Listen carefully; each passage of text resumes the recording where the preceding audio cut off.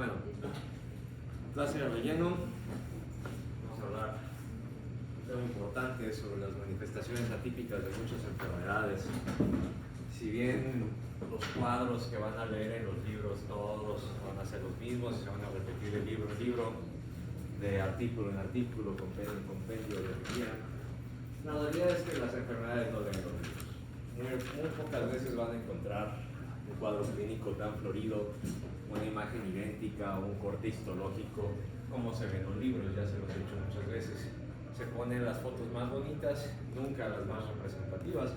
Y el mejor ejemplo que les ponía es el coldrocito, siempre lo ponen como prototipo de DPH y realmente es de los hallazgos menos comunes que hay en esta infección. Entonces, en cuanto al COVID, pues todo lo conocemos, pandemia 2019, 18-19, que se manifiesta por supuesto con síntomas respiratorios, particularmente vía inferiores y un poco más las superiores, pero que el COVID en general tiene características que le dan afinidad a múltiples tejidos y que por tanto tiene una infinidad de presentaciones, la gran mayoría de ellas desconocidas por ustedes y por incluso la gente que lo trata. Y por eso es que como clase de relleno decidí meter esto, que fue una presentación que dio en el Congreso Internacional de Dermatopatología, junto con esta señora que fue mi maestra y mi ídolo. Si algún día tienen algún problema en la piel, vayan con ella, dermatóloga, patóloga. Ella misma les diagnostica, les toma la biopsia y procesa y ve el tejido. Muy buena, trabaja en el ABC. Siempre me preguntan, ¿qué dermatólogo me recomienda de Cuernavaca? Ninguno. Váyanse a Ciudad de México. Ahora, COVID. En cuanto a manifestaciones sistémicas, pues bueno, obviamente todos conocemos las respiratorias y las gastrointestinales, que ya saben, el COVID pues te da tos, te da gripe, te da neumonía, te da diarrea, y las un poco más conocidas después, que se pusieron de moda con el long COVID, las del sistema nervioso central.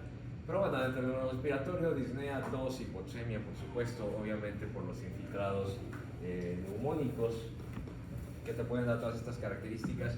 Pero además, también conocemos que el COVID tiene una afinidad importante hacia los vasos, por tanto, las cardiomiopatías post-COVID, post-vacunas, son algo real. Son raras, pero pasan, y pacientes que tuvieron afecciones graves por COVID pueden terminar con falla cardíaca rápidamente progresiva y pues irreversible.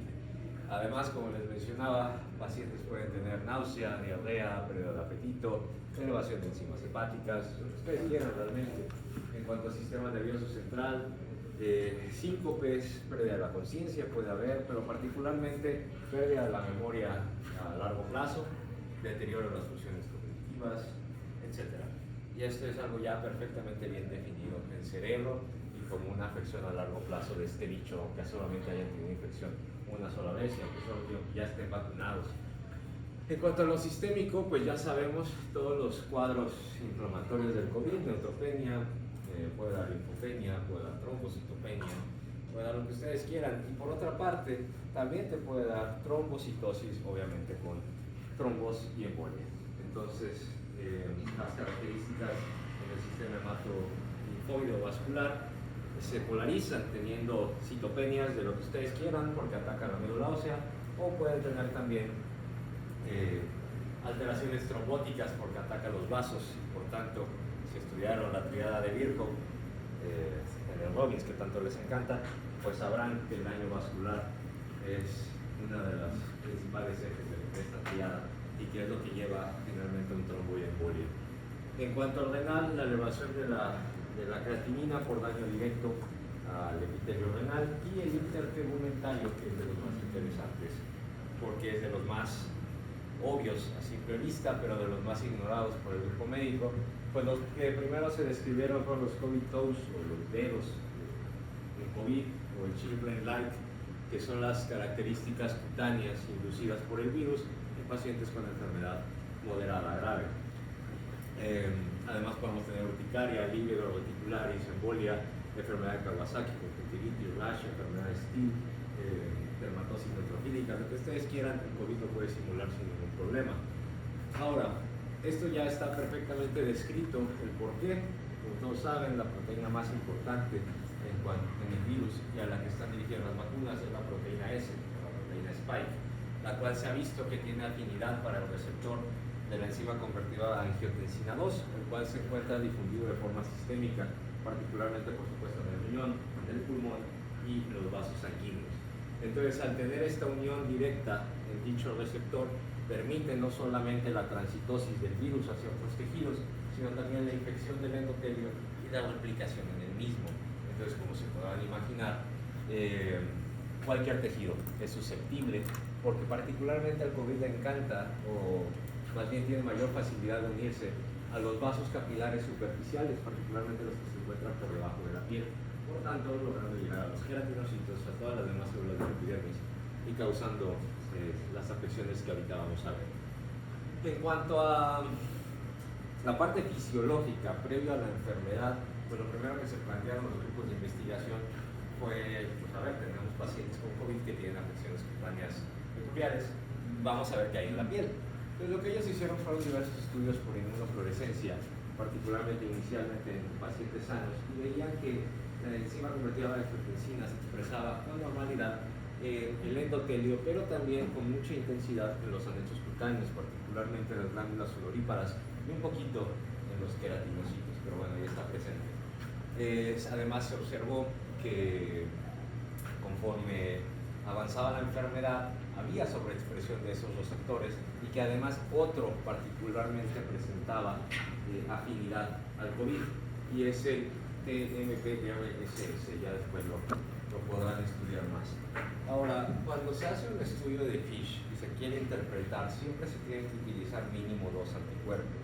Un anticuerpo control que te permita observar alguna estructura normal en las células y que sepas que estás estudiando una célula.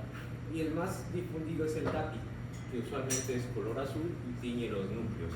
En este caso, los otros anticuerpos que utilizaron los tiñeron con verde, pues finalmente fusionan la imagen y logras interpretar en qué sitios se encuentra la afección del virus. Y como podrán ver en esa imagen, la tenemos aquí con bastante intensidad en el estrato espinoso de la epidermis, pero también con expresión en el estrato granuloso y en todas estas estructuras que ustedes pueden ver acá.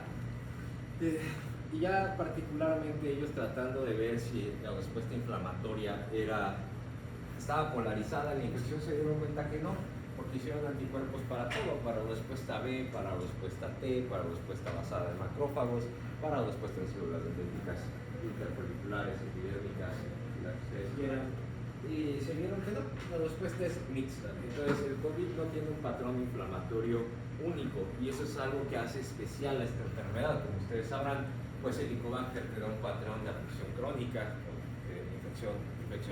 inflamación folicular, la tuberculosis te da un patrón granulomatoso, Bartonella te da un patrón necrótico, y el COVID no. El COVID hace lo que quiere, cuando quiere, como quiere, con el sistema inmune. Y eso es lo que demostraron en este estudio de aquí. Posteriormente, algo que encontraron muy interesante y que causó mucho revuelo en su inicio fue que cuando infecta las glándulas sudoríparas, también tiene posibilidad de salir a través de la epidermis y ser excretado a través de la piel. Hubo modelos experimentales que demostraron el contagio piel con piel, pero por supuesto que esto no es algo trasladable a la vida real. Realmente el que exista un contagio piel con piel de un paciente con COVID sería sumamente raro. Primero te vas a contagiar por las gotículas respiratorias, por lo que ustedes quieran, y posteriormente, pues, si tú tienes una herida y el paciente está excretando COVID y está sudando, pues claro, podría haber un riesgo de infección, pero bueno, no es lo más común. Simplemente para que sepan que esta es la idea de esta clase, que los prototipos que nosotros conocemos como la enfermedad no representan ni siquiera el 50% de las manifestaciones generales de la enfermedad. Es por eso que hablamos de una curva de Gauss, donde en medio, en el 50%, tenemos las manifestaciones más comunes, pero todavía tenemos un 25% de cada lado, ¿sí? De lo menos común a lo más común y lo intermedio. Entonces, apréndanse eso. Las enfermedades jamás van a ser lo que ustedes lean en un libro, tienen que irse un poquito más allá. Posteriormente, lo que hicieron estos investigadores fue que exploraron la expresión de los receptores de AC2 y del TMPRSS2 el tejido tanto sano como enfermo. Se ve que obviamente el tejido sano lo expresa, pero el tejido enfermo lo expresa todavía más. Y no solamente lo hicieron en infección por SARS-CoV-2, sino en cualquier infección inflamatoria, utilizando la psoriasis como el ejemplo prototipo de lo mismo. Y se veía que los sitios con lesión tenían una mayor expresión, tanto en la forma semi-cuantificada como cuantificada, del receptor. ¿Esto en qué se traduce? Que entonces los pacientes que ya tengan una afección cutánea o autoinmune previa a la infección son más susceptibles de presentar enfermedad grave cutánea. ¿Okay? Entonces, la enfermedad moderada grave de COVID, hablando de enfermedad moderada grave desde el punto de vista respiratorio, son los momentos en los que con mayor frecuencia puedes encontrar afecciones cutáneas, particularmente estos 6 patrones clínicos. El rash urticariano, que como podrán ver simula perfectamente una urticaria, particularmente aquella inducida por artrópodos. El rash maculopapular, donde vamos a tener, acuérdense, una mácula es una mancha de un color distinto al de la piel. Puede ser hiperpigmentada, puede ser hipopigmentada, o sea, puede ser más oscura que la piel o puede ser más clara que la piel. Y una pápula es una lesión elevada de menos de 1 centímetro firme, que tú la puedes palpar. Entonces, ¿qué vamos a tener en este paciente? Manchas hiper o hipocromáticas elevadas, una combinación de ambas en mayor o menor medida. El exantema papulovesicular, pues vamos a tener, como su nombre lo dice, pápulas y vesículas con contenido líquido en un fondo eritematoso, que esto lo podemos confundir con cualquier enfermedad exantemática, la que ustedes quieran, todas las que se contagian por artrópodos, por virus, lo que ustedes se imaginen. Las Children Light fueron las primeras que se describieron porque se observaban más en pacientes hospitalizados, y esto representa lesión acral isquémica, particularmente en las puntas de los dedos de los pies, que tienden a tener una menor circulación por formación de microtrombos. Comenzamos a ver estas lesiones maculares eritematoviolaceas, reticulares, que tal cual, como una red de hiperpigmentación de tipo isquémica, hiperpigmentación entre comillas, que se observa mayormente en las piernas. Y el de tipo vasculitis purpúrica, pues tal cual, como la púrpura vasculítica, presenta estas características en el COVID. Y como ven, tienden a polarizarse hacia tronco y extremidades inferiores. Ahora, estos fueron de los primeros hallazgos que se veían, tanto en pacientes ambulatorios, como pueden ver en su casa, con las zonas eritematosas y también con las zonas tipo violáceas o tipo isquémicas en las puntas de los dedos de las manos, pero con mayor acentuación en las puntas de los dedos de los pies y en las plantas, particularmente en los pacientes que se encontraban intubados en terapia intensiva. Entonces, estos son de los hallazgos más comunes y, como les digo, pueden ser tanto en casa como en el hospital. Y ya desde el punto de vista histopatológico era por la formación de microtrombos, vasculitis de tipo particularmente crónica con microtrombos, lo que daba estas afecciones cutáneas, las cuales pueden progresar, por supuesto, a afecciones más graves, simulando incluso síndromes de Stevens-Johnson. Le quitan a los pacientes todos los fármacos y siguen presentando este daño severo. Y pues así se la van llevando hasta lesiones necróticas, isquémicas, que pues terminan en tejido bastante muerto. Este es un ejemplo de líderes reticulares, en la pantalla no se ve muy bien. Y durante la pandemia, este grupo de investigación de la Universidad de Nottingham comenzó a hacer, decía, pues es que, a ver, si es tan común esto en pacientes hospitalizados, pues vamos a explorar los pacientes que no están hospitalizados, los que están en su casa.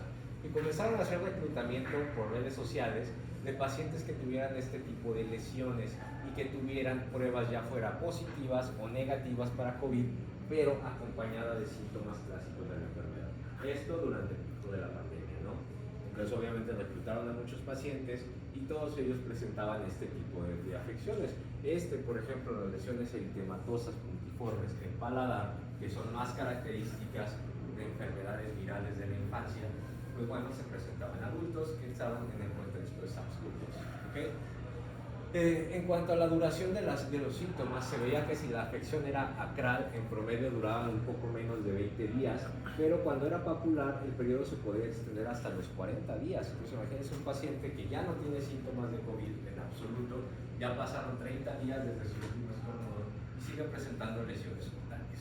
Entonces el paciente llegará 3 semanas después con el médico, le dirá tengo esto, y si no sabe el contexto de que era un paciente con COVID, pues lo puede diagnosticar con cualquier otra cosa. Entonces ellos lo que hicieron básicamente es esto, la reclutación de los pacientes. Vean, esto sí es realmente un reclutamiento importante. 27.157 pacientes que fueron testeados positivos para COVID y 54.652 que no se realizaron la prueba pero que tenían síntomas característicos de COVID. O sea, aquellos pacientes que estuvieron en contacto con un positivo, que tienen síntomas y se aíslan en su casa. Pues ya son positivos, ¿no? Básicamente. ¿Cuáles fueron las conclusiones de estos doctores?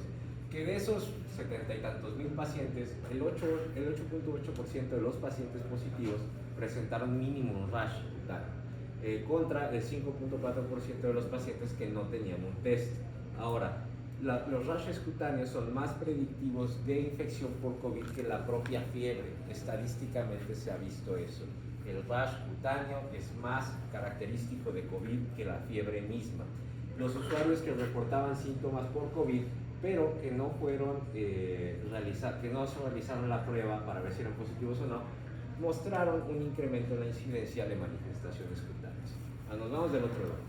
El 17% de los pacientes que son positivos para COVID van a presentar síntomas cutáneos antes que cualquier otro síntoma respiratorio. Antes de su primer estornudo, el 17% de los pacientes tienen síntomas cutáneos. Y hablamos de que pueden ser incluso días antes. El 21% de los pacientes positivos solamente tuvieron rash, no tuvieron manifestaciones respiratorias. Entonces tuvieron fiebre, tuvieron su rash, pero jamás estornudaron, jamás tosieron, jamás tuvieron disnea, jamás tuvieron en ningún otro caso. Estamos hablando de que 1 de cada 5 pacientes con COVID no presentó síntomas respiratorios. Se dan cuenta de lo confusa que puede ser la enfermedad. Ahora, los rashes papulares fueron los más comunes en el 41%, seguido por urticaria 30% y lesiones sacrales 23%. Entonces se veía que lo que se creía que era más común que las lesiones sacrales tipo Chilblain Light no era lo más común, sino más bien era de lo menos frecuente que había en este caso. Ahora, la urticaria tendía a ser corta, aproximadamente de 5 días en promedio con estos pacientes, y ustedes pueden entrar a esa página que es de la Asociación Dermatológica Británica, donde tienen fotos de estos 70.000 pacientes, y seguramente ahorita ya son más, y ustedes podrán explorar cuáles son las características que tienen los pacientes con COVID, desde pápula vesicular, oral, tipo pityriasis rosada, tipo exantema viral, y así te lo van clasificando para que tú puedas ubicar a tu paciente dentro de estos casos. Pero aquí lo más importante es esto, que sepan que existe esta variante del COVID y que no es infrecuente, representa hasta el 25% de los casos o más. Y se viene un problema cuando, además de que en el país, en México, tenemos un exceso de mortalidad asociado al SARS-CoV-2 y que también tenemos una epidemia severa de dengue en nuestro país, en donde ustedes quieran, hay un montón de dengue y particularmente Morelos es el estado en el que más se identifica. No se espanten, no es porque aquí tengamos más, es porque aquí está el INSP. También por eso somos de los que tenemos más VPH, más VIH, más lo que ustedes quieran. Aquí sí se estudia, en otros lados no. Entonces la incidencia en Morelos es muy alta en la enfermedad que ustedes quieran. La verdad es que somos privilegiados en ese sentido. Entonces, bueno, hay un montón de dengue y hay un montón de COVID. Entonces, ¿cómo vamos a diferenciar entre ellos? Ese es el problema, que los médicos no sabían. Y se sacaron de la cola un término bien estúpido, que era dengue cero negativo. Hazme chico.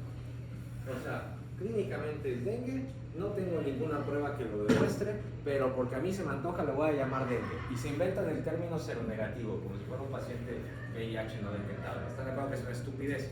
Bueno, entre esos grupos de pacientes que eran dengue seronegativo, que incluso fue optado por servicios de salud, al estudiarlos veían que era COVID, era parte de la pandemia realmente esta sintomatología. Entonces, actualmente que el dengue está resurgiendo con mayor potencia, tanto el año pasado como este, se los digo porque nosotros en el laboratorio tuvimos hasta el doble de casos de dengue y de pruebas realizadas que los años pasados, y que al mismo tiempo va en decremento la realización de pruebas de COVID, porque la gente ya piensa, es una gripita más, ya nos estamos adaptando. Entonces estamos confundiendo enfermedades y las estamos tratando de formas que no deberían tratarse. Entonces, en un intento medio desesperado de tratar de diferenciarlo, el gobierno saca estas tablitas que de nuevo tratan de encasillar a la enfermedad en un patrón que no existe. O sea, si te dicen, tiene esto, esto y esto, ponle dengue, tiene esto, esto y esto, piensa en COVID. Realmente no es así. Tienen que individualizar cada caso.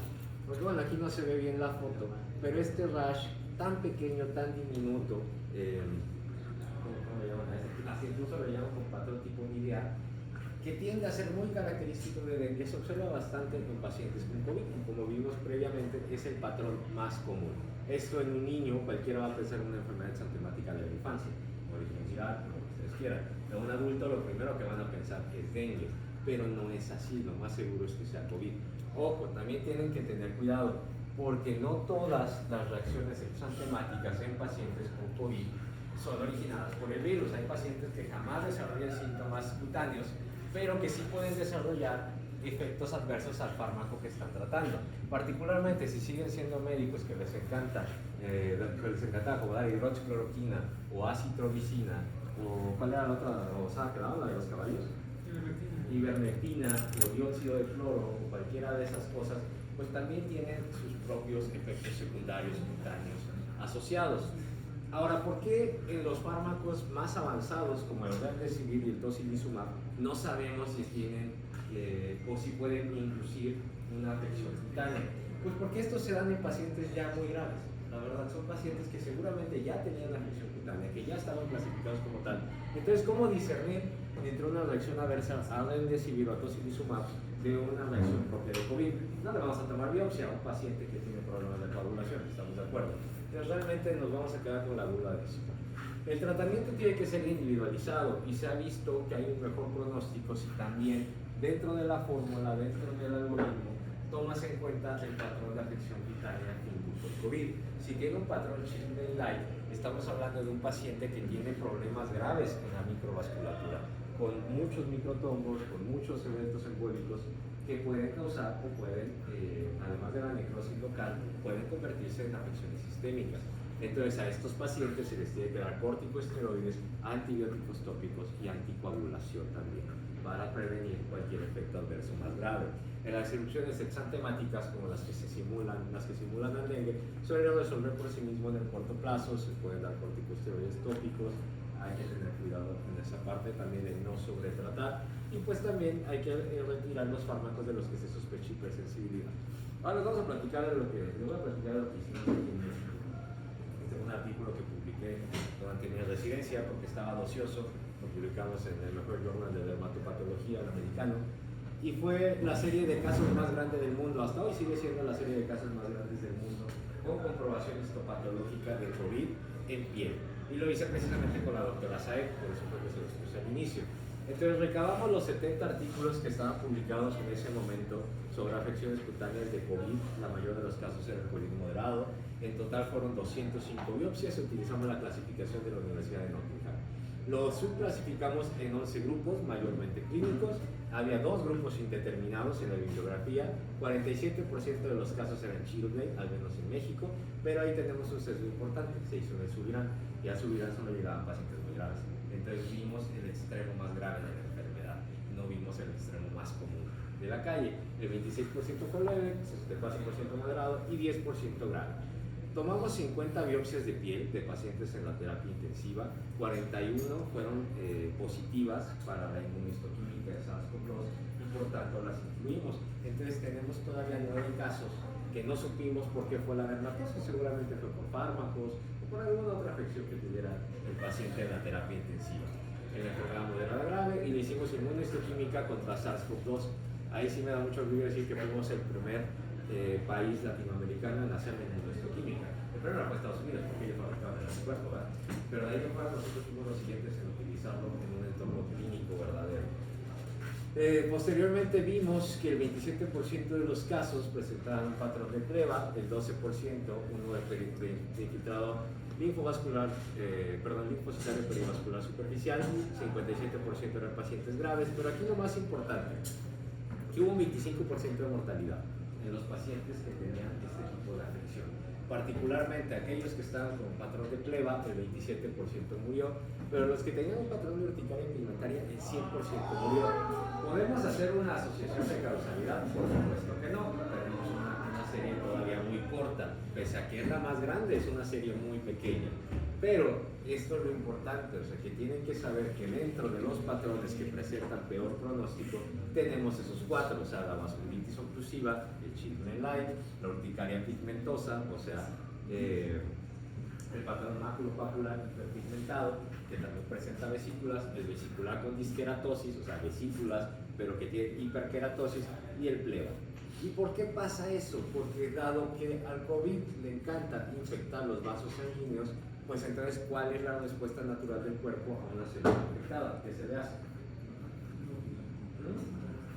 Se induce su muerte. O sea, llegan las células del sistema T, el linaje T particularmente, e inducen la apoptosis. Y si las más infectadas son las del sistema vascular, ¿qué creen que va a pasar? Daño vascular. Y si hay daño vascular, ¿qué hay? Estasis. Y si hay estasis, ¿qué hay? Alteraciones del flujo. Y si hay esas tres, ¿cómo se llama? Induce trombos. Entonces, particularmente como los más comunes son la trombosis superficial, pues te van a dar los children light o las urticarias sutiles. Pero si esto progresa a vasos grandes, como también nosotros lo vimos, pues se va a volver mucho más grave. Y simula incluso enfermedades que ponen en riesgo la vida, como la enfermedad de Still, como las dermatosis neutrófilicas, ya las había dicho, y como muchas otras más. Y lo mismo para SARS-CoV-2 pues tiñó muy chulo, todo lo que ve en café es positivo y es el endotelio. Y lo veíamos tanto en vasos pequeños, en anexos cutáneos y en vasos muy grandes que incluso ya estaban necrosados. Esa es una arteria completamente infectada y necrosada secundaria al SARS-CoV-2. Hicimos anticuerpo simultáneo contra el receptor de la hormona convertida a angiotensina 2 y pues demostramos la asociación. Estos nada más son los patrones histológicos que nosotros vimos, que si algún día se los llegan a reportar, pues sepan que también están asociados a COVID. Incluso patrones de acantolisis que tienden a confundirse con enfermedades autoinmunes como pemphigo, por ejemplo. Encontramos que la célula predominante son las células de Langerhans, y pues nada, solamente son los patrones histopatológicos. Bueno, los logros que te digo fue la serie de casos más grandes del mundo, la revisión bibliográfica más grande del mundo y la clasificación morfológica más objetiva, que hasta hoy en día es la que se utiliza precisamente para esto. Y este fue nuestro concentrado de datos de todos los patrones. Para que vean cómo tiene que ser un reporte de investigación. No pueden hacerlo tan pedorro como los que les gusta leer. ¿Cuáles son los conceptos para llevar a casa? Que las manifestaciones cutáneas por COVID pueden llegar primero por cualquier otro síntoma, que en ciertos casos indican severidad, ya les mostré cuáles, incluso 100% de mortalidad, al menos en esta serie, que no hay que confundirla con prevenciones de hipersensibilidad, que hay que descartar otros cuadros exantemáticos y que no significa que hay que tomar biopsia, porque casi nadie tiene el anticuerpo para COVID. Entonces, ¿cómo se los vamos a demostrar? Tiene que ser una asociación clínica. Los patólogos ya hicimos nuestro trabajo, ya les dijimos los patrones que hay y que sí están certeramente asociados a COVID. Ahora es su trabajo hacer la correlación clínica para que estos pacientitos no se descubran. ¿Alguna duda? ¿Qué era el patrón de pleba? El patrón de pleba es para acá atrás. Es el que tenía un 27% de mortalidad, más o menos, y es la piteriasis liquinoide y varioliforme aguda. O sea, ¿a qué te suena varioliforme? Como a tipo viruela o a tipo varicela, ¿sabes? Un patrón exantemático vesicular agudo intenso, ¿sabes? O sea, que simula un tipo viral. ¿Va? ¿Algo más? La piteriasis, pues sí.